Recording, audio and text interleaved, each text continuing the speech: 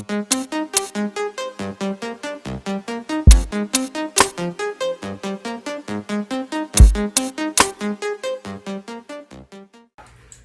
so we're back. So I'm still working on the GSX-750. I have not been able to turn it on yet, but I will be working on it on this video to see if we can just bring it back to life. The engine is moving freely inside, so I feel good about that. I have not been able to turn it on completely, and I've just been, kind of like going through all the wire harness and stuff. So I'm just gonna show you exactly what I've been, working on with it. All right, so a lot has been happening. So first, this just not used to be here before. You saw it. You're gonna see it now in action. So you see whether or not this is a good ignition for it right now. I'll show you all the connections, but I bought this off Amazon for like 19 bucks. So I'm actually trying not to spend a lot of money until I figure out this bike is gonna work, decent or not. So I got the ignition, and then this is a mess. So don't judge me by the cables and stuff, because I'm actually working on it before I put everything back together. So I have the ECU, and then I worked on identifying all the stator cables, and then you have all the cables and stuff. So the one thing I did manage to fix, which let me show you here in a second. If you look at this guy here, this is the one I had before, and I noticed that, it was not perfect for sure. So you can see how easily I'm able to rip it apart and then put it back together. And I made my couple tests with my multimeter, and it was definitely broken inside. So this is the main reason why the bike was actually not doing a whole lot when I put the ignition on. The funny story is, this guy, which I'm gonna put his name at the bottom of the video, actually contacted me through OfferUp because he wanted to buy some parts that I was selling off my GSX S1000. So he put two and two together and really realized that I was the one recording this video. So he, when he came up to pick up the parts that I was gonna sell him, he actually brought a starter solenoid with him, because he knew that I needed one based on a conversation that I had, because he was asking me, hey, how things are going with the bike and whatnot. So anyway, I'm super excited. This guy is like a moto maniac, maniacal, I think. So I'm just gonna put his YouTube handler at the bottom of the screen. Super nice guy. So thank you a lot for bringing the starter solenoid. So this one is the one that this guy brought me, and you can tell it looks way different than the other one. Not way different, but behaves in a different way, because it's not like sluggish than the other one. Anyway, so I can go to my starter. So I said this is the ignition, still all loose. You can hear it's trying to prime, and now I can just hit the start button and check this out. Of course, it's not working still. So I checked the battery. Battery seems to be okay, and it's a matter of. So I'm trying to come to a couple conclusions, which is what I want to do in this video right now. So first, we knew that there was no power going into the dashboard or the cluster, because my starter solenoid was completely damaged. So it was like broken on the inside. So there was a bunch of like open circuits.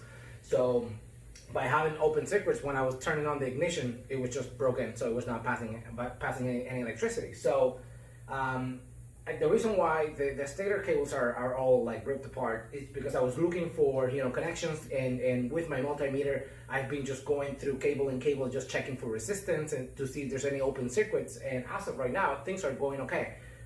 It seems like the stator should be working based on my my test so far. And it seems like the rectifier should be working too.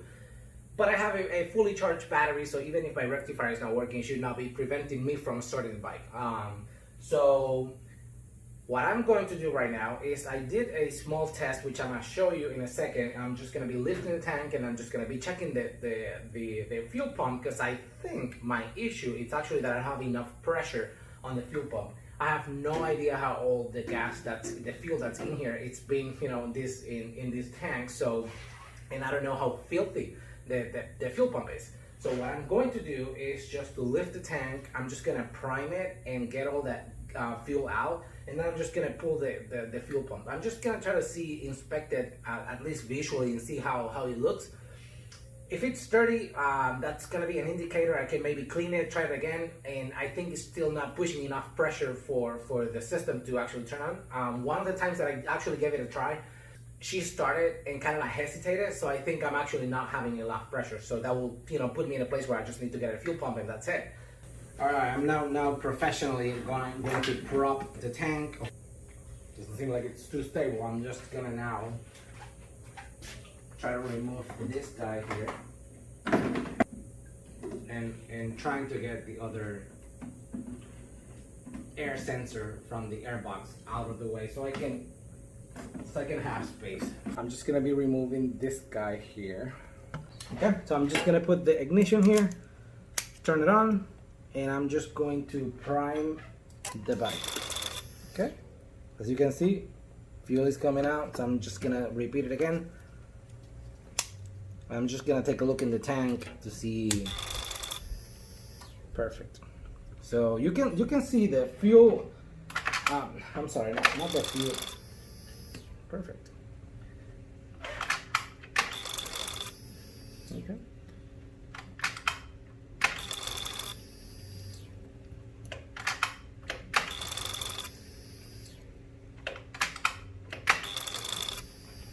I'm just using the gear lever to put it in gear and then on neutral, and that's causing the pump to prime.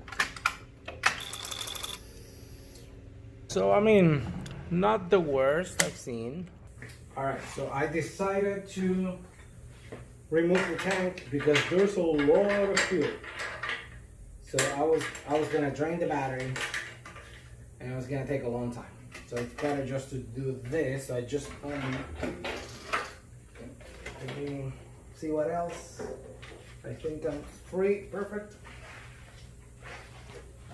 Alright, so the fuel level is now is not in here. So if there's any fuel at all, it's probably gonna be in here.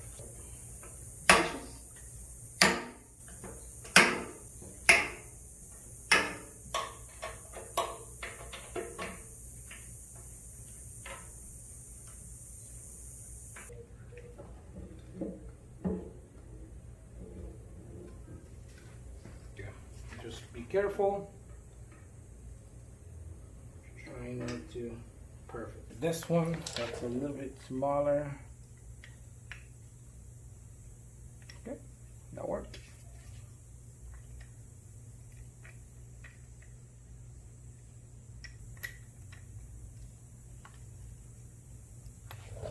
Okay, one of the nuts out. And now let's hold the cable here.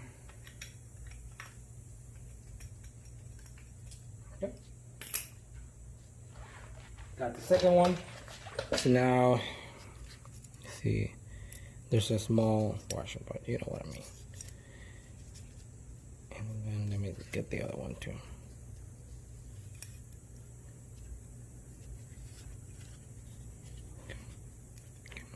Okay, I'll get them both out.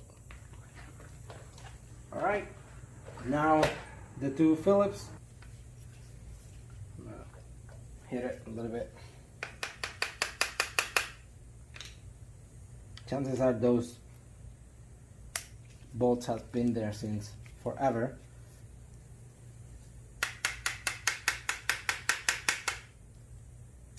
Okay. Bolt.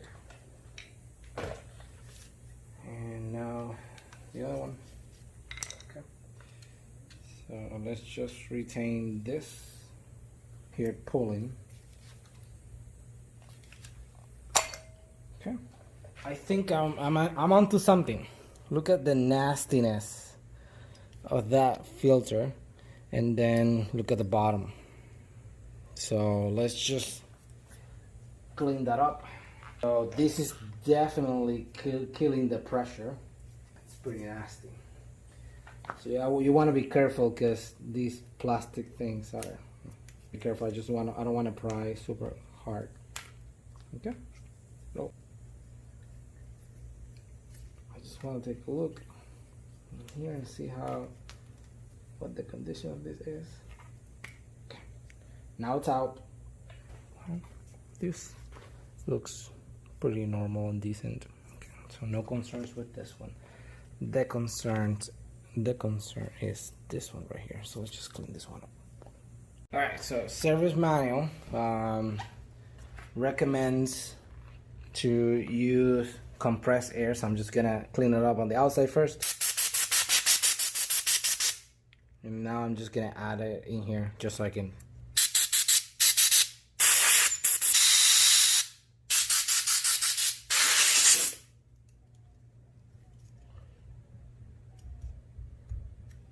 I've seen better.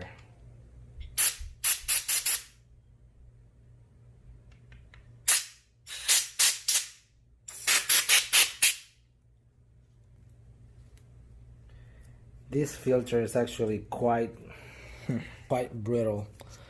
You can tell. It's clean now, but I'm worried that, look at this. Look at the condition of this. This is just gonna be inside of my, so nope. I am not reusing this. All right, so I think I made my decision, and I don't think I want to risk it. And look how brittle this is. So chances are, not only this was not working, potentially this it was slowly just being sent through the system. All that debris is actually collecting in my fuel line. So nope, I'm not gonna use it anymore.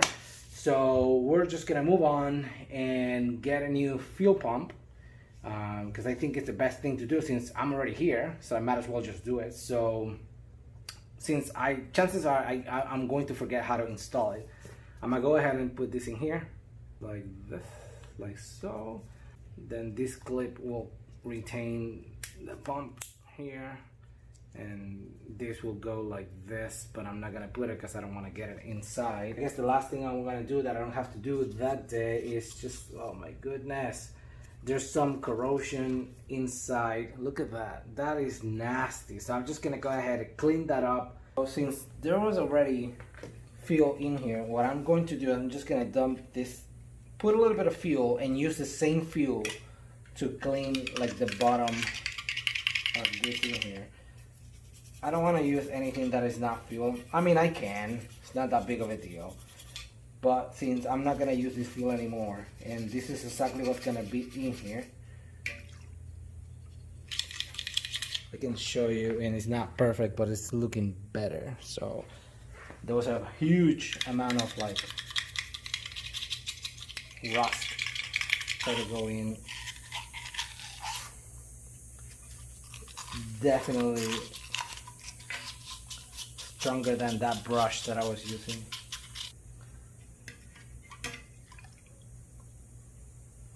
Okay, you can see there's definitely improvement, so almost nothing. I'm just gonna go with a sandpaper with a little bit of more coarse, and I'm just gonna try to get the last bit, and we'll be done. I'm just gonna put a little fuel.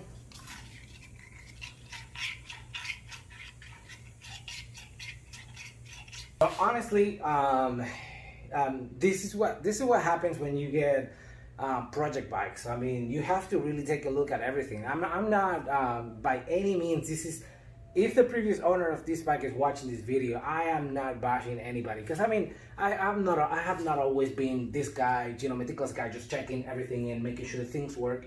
And I'm not blaming anybody. I'm just looking after the bike. So in this case, the thing is, you can never be sure about what the history of the bike is, because you don't know. I mean, how many people this bike has gone through, and putting like bad fuel, good fuel, or whatnot, like just not taking a good care after the bike. So changing the fuel pump is gonna give me a great opportunity to continue to know the bike and know that I have items or in good working order, is what I wanted to say. And then now I will continue to go piece by piece. Once I get the motor running, I'll just give it, I'm just potentially just gonna change the plugs and as well as the oil. Just give it a service and maybe look after the valves if I have time, and then starting going through, you know, brakes and whatnot. And so we're just gonna go, you know, piece by piece. Once I get it running, I'm just gonna also take a look at the harness, make sure that I put like all those connections,